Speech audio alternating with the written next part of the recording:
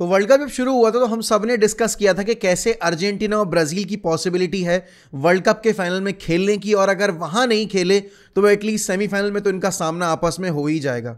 और इसकी प्रोबेबिलिटी या पॉसिबिलिटी आज हमें पता चल जाएगी कि कितनी हो सकती है, क्योंकि आज अर्जेंटीना वर्सेस नेदरलैंड्स का मैच है और ब्राजील वर्सेस क्रोएशिया का मैच है, जहां दोनों ही टीमें अपने अपने ओपोनेंट्स को हराकर सेमीफाइनल में जगह पक्की करने की कोशिश करेंगी। और अगर ऐसा होता है तो काफी टाइम के बाद दो साउथ अमेरिकन नेशंस आपके सेमीफाइनल में आपको खेलते दिखेंगे, लेकिन उनमें से एक ही आगे जाएगा। बट वीडियो में आगे जाने से पहले मैं आपको बताना चाहता हूं ट्रैगो एप्लीकेशन के बारे में। ट्रैगो एक ओपिनियन ट्रेडिंग प्लेटफॉर्म है और अभी इस वक्त पे 2 क्वेश्चन ट्रैगो पे बहुत ज्यादा ट्रेंड कर रहे हैं। सबसे पहला क्वेश्चन, क्या ब्राजील क्रोएशिया को हरा पाएगी और क्या अर्जेंटीना नेदरलैंड्स को हरा पाएगी? तो देखो यार, मेरे प्रेडिक्शंस तो यस हैं, तो मैंने येस पे क्लिक करके अपना अमाउंट इनपुट डाल दिया है और उसके बाद मैंने इस कंपटीशन में पार्टिसिपेट कर लिया है। क्योंकि जिस तरह की फॉर्म में नेमार है, जिस तरह की फॉर्म में मेसी की अर्जेंटीना है, दोनों ही टीम का सफर आगे जाना मेरे हिसाब से लगभग तय है।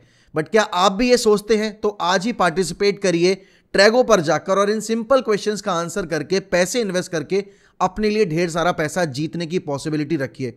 आप ट्रैगो पर मैच खत्म होने के बाद अगर आप जीते हैं तो तुरंत अपनी जो विनिंग अमाउंट है यूपीआई के थ्रू विड्रॉ कर सकते हैं, और ऐसे ही आने वाले मैचेस में भी आप ट्रैगो पर अपने ओपिनियंस देखकर वहां से पार्टिसिपेट करके पैसा जीत सकते हैं। तो without wasting any time, head over to the link given in description, download the Trago app now and start participating. और अगर आपको डिस्क्रिप्शन में नहीं मिले तो पिंड कमेंट पे तो मिल ही जाएगी लिंक। तो यार वैसे तो नेदरलैंड्स मेरी टीम है, नेदरलैंड्स को मुझे सपोर्ट करना चाहिए, नेदरलैंड्स को मुझे एक्चुअली में सामने आकर बैक करना चाहिए, मुझे कॉन्फिडेंस होना चाहिए अपनी टीम के ऊपर कि वो अर्जेंटीना को हरा देंगे, क्योंकि this is a recap of 2014 semifinal. और उस दिन हमने सेमीफाइनल में पेनल्टी शूटआउट में अर्जेंटीना के अगेंस्ट घुटने टेक दिए थे। बट उस टाइम की नेदरलैंड्स और आज की नेदरलैंड्स में जमीन आसमान का फर्क है। वहां पर जो प्लेयर्स थे वो काफी ज्यादा एक्सपीरियंस थे, ये टीम काफी ज्यादा यंग है। वर्जिल वैन डाइक वैसे तो एक वर्ल्ड क्लास डिफेंडर है, लेकिन अगर आपको याद नहीं है या अगर आपको पता नहीं है तो आपको बता दूं कि ये उनका पहला इंटरनेशनल टूर्नामेंट है। और नेदरलैंड्स अभी तक जैसी अपनी फुटबॉल खेलती आई है वो बहुत ही प्रेगमेटिक फुटबॉल खेलते आए हैं, और मैं मानता हूं कि इन कॉम्पिटिशन्स को जीतने के लिए आपको प्रेगमेटिक फुटबॉल खेलने की ही जरूरत होती है।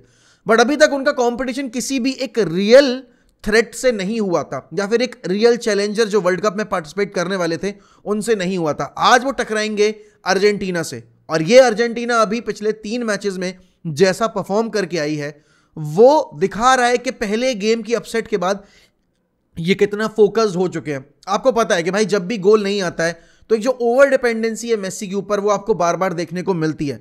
एंड अभी ऑस्ट्रेलिया वाले मैच में, उससे पहले पोलैंड वाले मैच में खैर मेसी ने स्कोर भले ही नहीं किया था, बट मेसी वॉज देयर।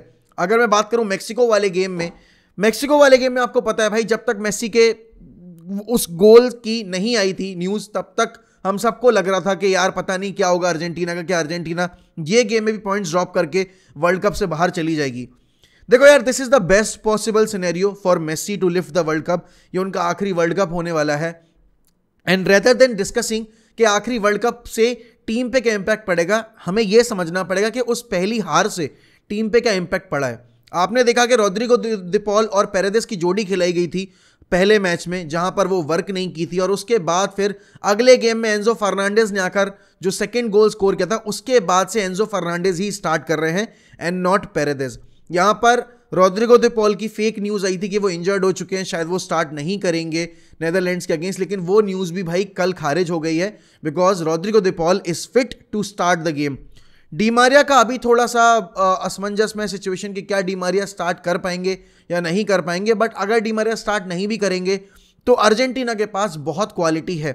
एक प्लेयर जो कि अभी तक अनयूज रहा है अर्जेंटीना के लिए वो है पॉलो डिबाला, क्योंकि पॉलो डिबाला और मेसी की पोजीशन सेम है, तो इस वजह से पॉलो डिबाला को अभी तक इस वर्ल्ड कप में एक भी गेम नहीं मिला है। बट अभी तक एक भी गेम नहीं मिला है, एक भी मिनट की फुटबॉल नहीं मिली है, इसका मतलब ये नहीं है कि इन मैचेस में नहीं मिलेंगे, क्योंकि आपको इन मैचेस में अपने स्टार प्लेयर्स या फिर मैं ये कहूं मैच विनर्स की जरूरत पड़ेगी, and Paulo Dybala is a match winner. Netherlands की टीम में डिफेंसिव यूनिट अगर मैं देखूं तो वो 5 एट द बैक के साथ अभी तक अपने कंपटीशन में कैरी आउट करते हैं, जहां पर डेंजल डम्फ्रीज और डेले ब्लिंड आपके विंग बैक्स के रोल में खेल रहे हैं, और आपके Nathan Ake, Virgil van Dijk और Jurrien Timber not delete but Jurrien Timber is playing as a 3 centre backs. तो यहां पर अर्जेंटीना के लिए नंबर्स थ्रो करना बहुत ही ज्यादा जरूरी हो जाएगा, क्योंकि उनको अगर इनके इस डिफेंस को ब्रेक करना है तो उनको मिडफील्ड में डोमिनेट करना पड़ेगा और फाइनल थर्ड में अपने विंग बैक्स को यूज करके उन पे प्रेशर बनाना पड़ेगा। हम सबको पता है सऊदी ने एक काम बहुत अच्छा किया था, वो था कि इनको वाइडर फ्लैंक्स पे फोर्स करके, क्योंकि वहां से फिर ये सिर्फ क्रॉसिंग गेम खेल सकते हैं। एंड जिस तरह की हाइट एडवांटेज है नेदरलैंड्स के पास, जिस तरह का फिजिकल एडवांटेज है नेदरलैंड्स के पास, तो वो अर्जेंटीना को हेल्प नहीं करेगा। इनके लिए ये बहुत ज़रूरी है कि ये बिटवीन द लाइंस अपना जो गेम बखूबी तौर पर ऑपरेट करते हैं पिछले 3 गेम में, उसको कंटिन्यू रखें। लेकिन उसके लिए हम सबको पता भाई फ्रैंकी डियोंग की जिस तरह की परफॉर्मेंस रही है इस वर्ल्ड कप में, in my opinion he has been one of the best midfielders in this competition. उसके अलावा डिरून स्टार्टिंग में कोप माइनस को खिलाया गया था, लेकिन उसके बाद बर्गवाइस को भी हमने शुरुआत में देखा था, लेकिन डिरून के आने के बाद से नेदरलैंड्स की मिडफील्ड थोड़ी सी ज़्यादा स्टेबल दिख रही है। क्लासन खेल रहे हैं नंबर 10 पोजीशन पर और अप टॉप आपके मेम्फिस डिपे और गैक्पो खेलेंगे। गैक्पो ऑलरेडी इतनी रेड हॉट फॉर्म में है, पिछले गेम में हमने देखा था कि मेम्फिस डिपे ने भी स्कोर किया था, डेली ब्लिंड ने भी स्कोर किया था, and Denzel Dumfries was the star performer, क्योंकि उन्होंने 2 असिस्ट और 1 गोल हासिल किया था। तो क्या अर्जेंटीना के पास वो स्टेबल कॉम्बिनेशन है जो इस अटैक को रोक पाएगा? मेरे हिसाब से है, बट मैं देखना चाहता हूं आज लिसांड्रो मार्टिनेज को डिफेंस लाइन में, रेदर देन हैविंग क्रिश्चियन रोमेरो। आपको पेस को मैच करने के लिए, आपको फिजिकल अगर मैं एट्रीब्यूट्स देखूं उसको मैच करने के लिए लिसांड्रो मार्टिनेज का खिलाना बहुत ज़्यादा ज़रूरी हो जाता है। ओटामेंडी आपके रूथलेस डिफेंडर है, Lisandro Martinez is an old school defender जो कि नो नॉनसेंस डिफेंडर है। बॉल आएगी, हिल जस्ट क्लियर इट, और आई थिंक वो ज़्यादा क्रूशल होगा, क्योंकि आप अपने ऊपर प्रेशर अटेन करना नहीं मतलब अफोर्ड कर सकते, क्योंकि this is not any other game. ये आपका कोई ग्रुप स्टेज का गेम नहीं है, ये आपका है क्वार्टर फाइनल्स का गेम। और अगर आप यहां जीतते हो और अगर वहां गलती से भी क्रोएशिया हरा देती है ब्राजील को, तो आपके पास बहुत अच्छा चांस है दूसरी बार मेसी के टेन्योर में फाइनल में जाने का। और अगर फाइनल में आप पहुंच गए हो तो फिर आप 50% ऑलरेडी हकदार हो चुके हो वर्ल्ड कप जीतने की। अभी पॉसिबिलिटी काफ़ी कम है, लेकिन यार अगर मैं लॉजिकली बात करूं तो ये गेम इजी नहीं होने वाला है। मेसी के अलावा आपको बाकी सारे प्लेयर्स का इनपुट लेना बहुत ज़रूरी होगा। रॉड्रिगो डे पॉल का आज का जो गेम में रोल होगा वो देखना होगा कि भाई वो कितना इन्वॉल्व करते हैं अपने आप को। Of the ball work rate उनका हमेशा से शानदार रहा है, बट क्या आज वो उसी तरह का इनपुट दे पाएंगे जो हम उनसे एक्सपेक्ट कर रहे हैं? उसके अलावा अगर मैं यहां बात करूं यार हुलियन अल्वारेज की, देखो लॉटोरो मार्टिनेज की जगह ऑलमोस्ट जा चुकी है। अल्वारेज ने पिछले 2 गेम में जिस तरीके से परफॉर्मेंसेस दी हैं, बल्कि मैं कहूं 3 गेम में जिस तरह से परफॉर्मेंस दी हैं, उनको देखकर तो आप यही बोलोगे कि भाई नहीं, अल्वारेज डिजर्व्स टू स्टार्ट। और उसमें कोई गलत बात नहीं है कि बिकॉज वो ऑलरेडी स्कोर कर चुका है। एंड यहां पर लॉटोरो हर गेम में आते हैं, उनको चांसेस मिलते हैं, लेकिन वो फिनिश नहीं कर पा रहे हैं। एंड नॉकआउट गेम्स में आपको कम मौके मिलेंगे गोल स्कोर करने के, और आपको उन पे कैपिटलाइज करना पड़ेगा। You just can't waste the number of opportunity that you wasted against Australia या फिर पोलैंड वाले गेम में जिस तरीके से आपने अपॉर्चुनिटीज वेस्ट की थी। तो उनको देखते हुए भाई अर्जेंटीना का इस गेम में राइट कॉम्बिनेशन के साथ जाना बहुत जरूरी है। मेरी अगर प्रेफर्ड प्लेइंग 11 की आप बात करेंगे तो it will be Emi Martinez, obviously उनको तो बेंच करने का सवाल ही नहीं होता। Molina, Otamendi, Lisandro Martinez and Acuna. Midfield में आपके पास Rodrigo de Paul, Enzo Fernandez. Number 10 पर मेसी, राइट विंग पर अगर डी मारिया आपके फिट है तो डी मारिया, अल्वारेज एंड फिर आपके मैकैलिस्टर। वैसे मैकैलिस्टर और आपके मेसी पोजीशन मतलब या फिर डी मारिया अगर नहीं खेलते तो अगर आपके पापू गोमेज खेलते तो वो स्विच कर सकते हैं पोजीशन, और फिर उस केस में आपकी जो फॉर्मेशन हो जाती है वो 4-2-2 हो जाती है या फिर आपकी हो जाती है 4-2-3-1। तो देखते हैं भाई क्या फॉर्मेशन के साथ खेलेगी नेदरलैंड्स की। अगर मैं बात करूं it would be an unchanged 11 जो उनकी खेलती आ रही है। वही उनके गोलकीपिंग डिपार्टमेंट में नॉपर्ट खेलेंगे। राइट विंग बैक पे आपके डमफ्रीज, लेफ्ट विंग बैक पे आपके डेली ब्लिंड, सेंटर बैक्स पर Timber, Nathan Ake and Virgil van Dijk. Midfield में आपके de Roon and Donny van de Beek. आगे अप टॉप आपके क्लासन और 2 सेंटर फॉरवर्ड आपके कोडी गैक्पो एंड मेम्फिस डिपे। और अब बात करते हैं थोड़ी ब्राजील वर्सेस क्रोएशिया के बारे में, क्योंकि देखो क्रोएशिया यहां तक आ जरूर गई है, बट हम में से कोई ये नहीं कह सकता कि क्रोएशिया की जो परफॉर्मेंस रही है वो कन्विंसिंग रही है। जो ग्रुप स्टेज का उनका आखिरी मैच था उसमें भी वो ज्यादा कन्विंसिंग नहीं थे। जापान तक ने उनको नानी याद दिला दी थी, वो पेनल्टी शूटआउट तक गेम खींच कर लेकर गए थे। तो हाँ, क्रोएशिया भले ही क्वार्टर फाइनल्स तक गई है, लेकिन उन्होंने एक भी गेम में कुछ ऐसी एक्स्ट्रा ऑर्डिनरी परफॉर्मेंस नहीं दी है जो कि उन्हें ब्राजील के अगेंस्ट फेवर करने पर हमें थोड़ा फोर्स कर रही हो।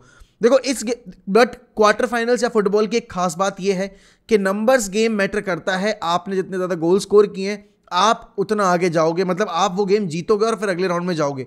तो यहां पर क्रोएशिया ने पिछले गेम में चांसेस काफ़ी लिमिटेड बनाए थे, लेकिन जितने चांसेस बने थे सारे के सारे सेकेंड हाफ में बने थे।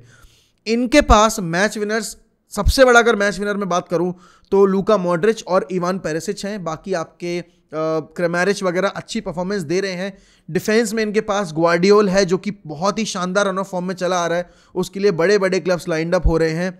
लेकिन क्या ये टीम ब्राजील के इस हैवी लोडेड अटैक को, या फिर मैं ये कहूँ इस टैलेंटेड स्क्वाड को रोकने में सक्षम हो पाएगी?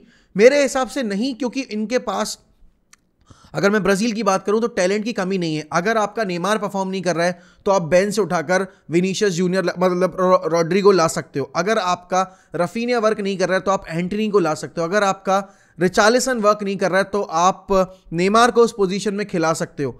अगर आपका विनीशियस जूनियर वर्क नहीं कर रहा है तो आप मार्टिनेली को ला सकते हो। हम सबको पता है गैब्रियल हीजूस इस टूर्नामेंट से बाहर हो चुके हैं, तो हीजूस की अवेलेबिलिटी नहीं है अब आपके पास। लेकिन आप फॉर्मेशन अगर स्विच करोगे, अगर आप प्लेयर्स को यूज करना चाहते हो तो आप विनीशियस जूनियर और नेमार की जोड़ी भी आप टॉप खिला सकते हो, फॉर्मेशन थोड़ी चेंज करके, अगर आप अंडर प्रेशर हो या फिर आप गोल स्कोर नहीं कर पा रहे हो। मिडफील्ड में भाई कैसेमीरो का जिस तरीके से टूर्नामेंट गया है उस पर तो किसी को सवाल होने ही नहीं चाहिए खड़े करने, क्योंकि आप देखो कैसेमीरो की पहले मैच से लेकर अभी तक की परफॉर्मेंस जो रही है वो काबिले तारीफ रही है। और उसके अलॉन्ग साइड लास्ट गेम में लूकास पाकेता ने भी भाई कॉन्फिडेंस गेन किया है। फ्रेड को जब मौका मिला है, Fred has been decent. Bruno Guimaraes ने भी आकर अपनी अपॉर्चुनिटी को अच्छे से ग्रैब किया है और उन्होंने भी परफॉर्मेंसेस डिलीवर करके दिखाई हैं। डिफेंस लाइन की बात करूं तो हम हर बार बात कर रहे हैं कि भाई ये नेमार का आखिरी वर्ल्ड कप हो सकता है, रोनाल्डो और मेसी का आखिरी वर्ल्ड कप है, बट भाई कायदे में देखा जाए तो थियागो सिल्वा का भी तो ये आखिरी वर्ल्ड कप है। एंड थियागो सिल्वा 2014 में जो एवरेज परफॉर्मेंसेस बाद में निकली थी उनकी, जैसे नेदरलैंड्स के अगेंस्ट जब वो इंजरी से वापस आए थे थर्ड प्लेस के मैच के लिए, तो he was not that good. तो उसको अगर मैं देखूं तो थियागो सिल्वा ने इस टूर्नामेंट में अभी तक एज अ लीडर लीड किया है ब्राजीलियन टीम को, एंड आपको वो परफॉर्मेंसेस में रिफ्लेक्ट हो रहा है। जब स्विट्जरलैंड के अगेंस्ट टीम थोड़ी सी शेकी दिख रही थी स्टार्टिंग फेज में, या फिर सर्बिया के अगेंस्ट टीम थोड़ी शेकी दिख रही थी स्टार्टिंग फेज में, तो मार्किनियोस और थियागो सिल्वा की जोड़ी ने बहुत बखूबी तौर पर काम करके उनके अटैक को होल्ड किया था। यहां पर अगर मैं बात करूं उनके राइट बैक के एरिया में, तो भाई एडर मिलिटाओ ने वो जगह सीमेंट कर लिया। और हमें तो ये पता है अच्छे से कि adder Militão is not a right back, but जितने बेहतरीन तरीके से उन्होंने उस राइट बैक के एरिया को अटेन किया है, उस पर काम कर रहे हैं भाई, वो लाजवाब है। आपको इसमें तारीफ करनी पड़ेगी चीचे की, बिकॉज उसने एलेक्सैंड्रो को अच्छा खेलने के बाद भी ड्रॉप किया और डनीलो को स्विंग पे खिलाया। आज के गेम में क्या हम एलेक्सैंड्रो को वापस आता देखेंगे, क्योंकि आपको अटैक ज्यादा करना पड़ेगा, क्योंकि क्रोएशिया काउंटर पे खेलेगी और आपको उस केस में इन्वॉल्वमेंट ज्यादा चाहिए होगा अपने विंग बैक्स का, क्योंकि नंबर्स थ्रो करने पड़ेंगे, क्योंकि वो पीछे बैठेंगे। तो क्या Neymar, Richarlison, Vinicius junior, Rodrygo दो, कैसेमीरो और जितने भी बाकी प्लेयर्स हैं, उनके होने के बावजूद क्रोएशिया हरा सकती है? देखो प्रोबेबिलिटी की अगर मैं बात करूं काफ़ी कम है, लेकिन फुटबॉल एक ऐसा गेम है जहां कुछ भी हो सकता है। But I don't think Croatia के पास वो आर्सेनल है, वो गोला बारूद है जो कि ब्राजील के स्क्वाड को रोक पाएगा। एंड ब्राजील वर्सेस अर्जेंटीना जब सेमीफाइनल होगा तो एक बात तय हो जाएगी कि इन दोनों में से एक टीम, एक साउथ अमेरिकन नेशन फाइनल्स में पार्टिसिपेट जरूर करने वाला है। दो टीमों में से एक का दिल जरूर टूटेगा, अब वो मेसी होंगे या वो नेमार होंगे, वो तो आज के गेम के बाद हमें पता चलेगा कि ये दोनों टीमें आगे जा भी रही हैं या नहीं। बट आपके हिसाब से कौन जीतेगा आज के इन दोनों गेम में से अपना अपना गेम, वो बताइए कमेंट सेक्शन में। If you are new to this channel, kindly subscribe to 1MUFC and like this video, download Trago app and जाके अभी पार्टिसिपेट करना शुरू करो।